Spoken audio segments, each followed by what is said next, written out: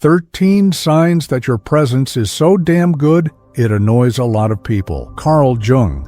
There are moments when your simple entry into a place changes the air. It's not something you do, it's something you are. A subtle, almost invisible shift, but one that ignites discomfort like embers under old ash. You notice it in the quick glances, in the conversations that slow down, in the words that come out coated in a tension that wasn't there before. It's as if your presence, effortless, reveals what was hidden. Carl Jung said that light awakens shadows, not just your own, but those of others around you. When you arrive whole without a disguise, your authenticity becomes a clean mirror for those who spend their lives avoiding looking at themselves. And the clarity of that reflection demands a confrontation that not everyone is willing to have. Not because you provoked it, but because by existing with intensity, you expose what they struggle to keep hidden. Seneca reminded us that the man who lives according to his nature needs no explanation. It is the freedom to simply be without needing to mold your essence to fit into others' frame. But this freedom, in the eyes of those who live trapped by external expectation, can seem like a threat, as if your coherence denounces their lack of coherence. Marcus Aurelius, in his calm firmness, wrote, "If you are offended, perhaps it is not about you, but about the inner world of the one who offends. It is at this point that silent irritation sets in, not because you did something wrong, but because you carry an integrity that contrasts with the fragility of others. Being whole in the midst of those who live and have is like being a mount before those who fear height. Your stability is not aggression, but for those who balance on unstable ground, it is a constant reminder of how firm the ground can be. And that in itself is enough to cause discomfort, the silent discomfort you unintentionally cause. There is a type of presence that doesn't need to raise its voice to be felt. It enters and occupies the space effortlessly, not by physical size, but by internal consistency. And this consistency, for those who live insecurely, sounds like a challenge. It's as if the simple act of you remaining firm in who you are is interpreted as an affront, even if there is no intention confrontation. You notice it in the most subtle gesture, in the way certain glances dart away too quick, in the tone that changes when you speak, or in that charged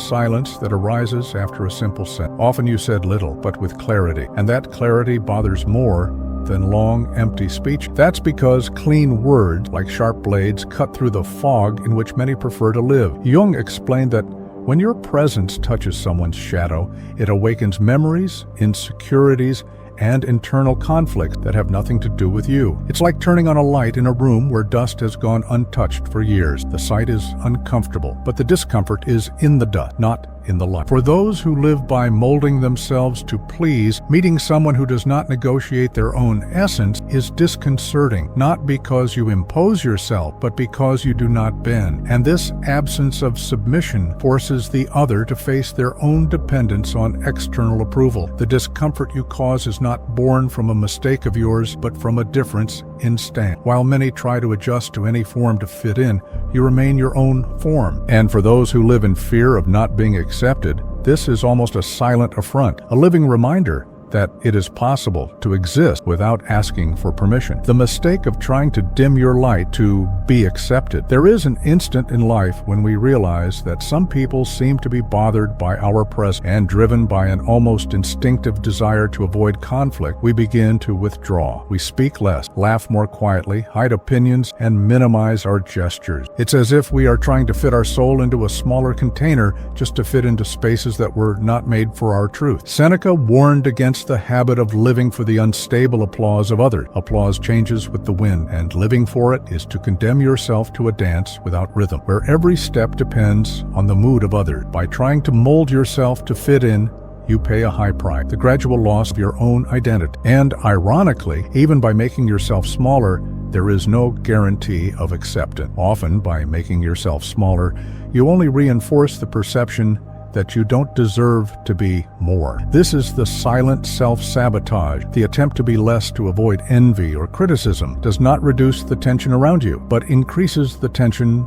within you. It's like lighting a candle and then hiding it under a cloth, so no one is bothered by the light. The room gets darker, but the heat it emits continues to burn inside. The trap is subtle. Every time you dim a little, You lose not only yourself, but also the chance to inspire those who could find courage by seeing you shine. Your light is not an attack. It is a reflection of your essence. But for those who live in the shadows, this reflection can seem like a threat. Dimming yourself is not humility. Humility is recognizing your own light without needing to use it to blind anyone. Dimming yourself is denying what you are to relieve the discomfort of others, and this, sooner or later, leaves an emptiness that is impossible to ignore. Because there is no true peace when your existence is in a constant state of containment. The weight of authenticity in a world of mass. Living authentically is carrying a weight that few are willing to bear. It is walking through a world where people mold themselves to the gaze of others and yet remain firm in their own essence. This firmness for many is disconcerting. The coherence between what you think, feel, and do not only makes you predictable in your integrity, but also exposes the instability of those who live by appearance. Marcus Aurelius said, "The best revenge is not to be like the unjust." And this is a truth that deeply bothers those who build their lives on mass. When you act in alignment with your values, without seeking to compete or prove yourself, you break the invisible game in which so many people stake their energy. You don't play to win, because you understand that there is no longer an arena to compete in. And this absence of competition is, paradoxically, seen as a threat. Authenticity doesn't shout, but it echoes. It doesn't need spotlight, but it illuminates. And it is precisely this quiet light that can cause irritation. For those who constantly need external validation, seeing someone live well without it is like looking at a horizon they cannot reach. It's the reminder that there is a different path and that the distance between where they are and where they could be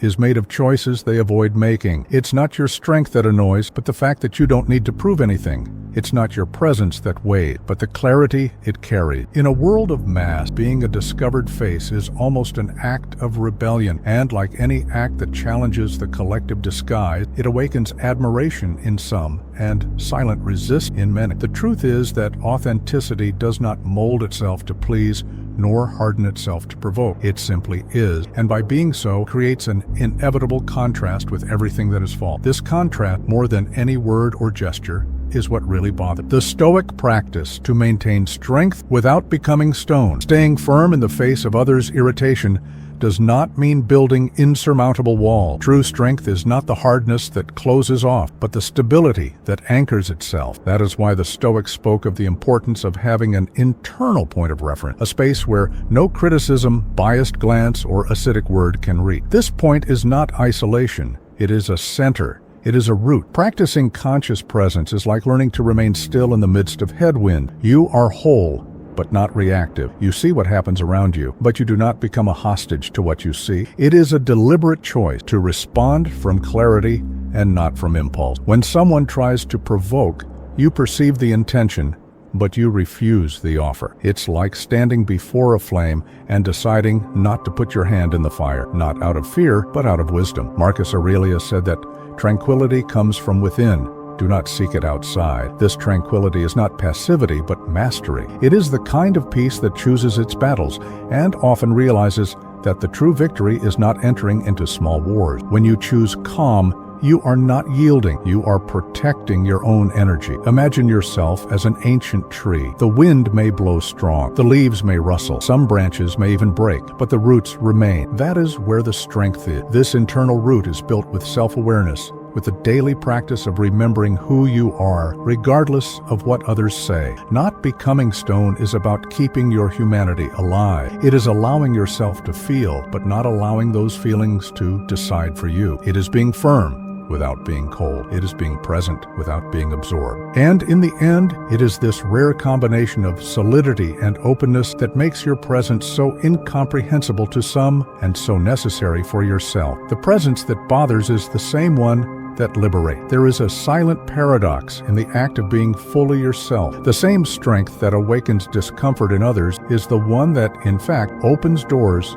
for those who are ready to see further. It's like a light on top of a lighthouse. For some, it disturbs their sleep. For others, it is the only guide in the middle of the night. The irritation that your presence causes is not born from a flaw of yours, but from the way your integrity contrasts with the fragility of others. Seneca said that tranquility is the sign of a free man, and it is this tranquility even in the face of external tension that makes you remain unshakable. Those who feel threatened by don't really see. They see the distorted reflection of everything they cannot be. It is a mirror they don't want to face, but one that insists on being there, even if you do nothing to hold. Epictetus added, "If what they say to you is true, correct yourself. If lie, laugh." There is wisdom in not reacting at the same frequency as the attack. Laughing here is not disdain, it is light. It is the recognition that the offense does not belong to you, but to the inner world of the one who projects it. The image that remains is that of a mountain. It does not lean over to